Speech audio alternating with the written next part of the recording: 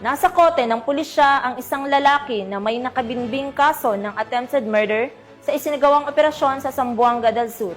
Ang balita mula kay Patrolwoman Luis Marie Conde.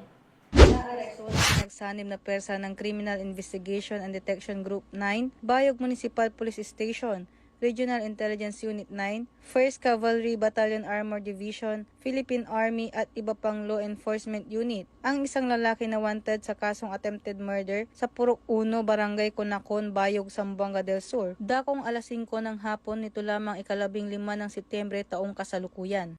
Kinilala ang suspect na si alias Jose, 62 anyos, may asawa at residente ng Barangay Liniensa, Pagadian City, Zamboanga del Sur. Ang pag-aresto ay isinagawa sa bisa ng warrant of arrest para sa kasong attempted murder na nakasampa sa criminal case number na 17081-2K23 na inilabas ni Honorable Romeo Tenorio Descallar, presiding judge ng Branch 19, 9th Judicial Region, Pagadian City, noong May 18, 2023. Ang kaso ay may inirekomendang piyansa na nagkakahalaga ng 120,000 pesos habang dinala naman ang akusado sa CIDG-RSOT sub-office para sa kaukulang disposisyon. Ayon sa pamunuan ng PNP, patuloy nilang isinasagawa ang maigting na operasyon laban sa mga wanted person upang tiyakin na ang may sala ay mananagot sa batas at upang mapanatili ang katahimikan at kaayusan sa mga komunidad.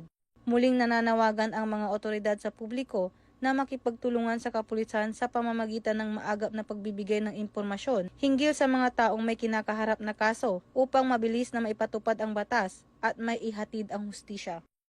Mula dito sa Zamboanga Peninsula, ako ang inyong PNN correspondent, Patrolwoman Luis Marie Conde, alagad ng batas, tagataguyod ng balitang pulis.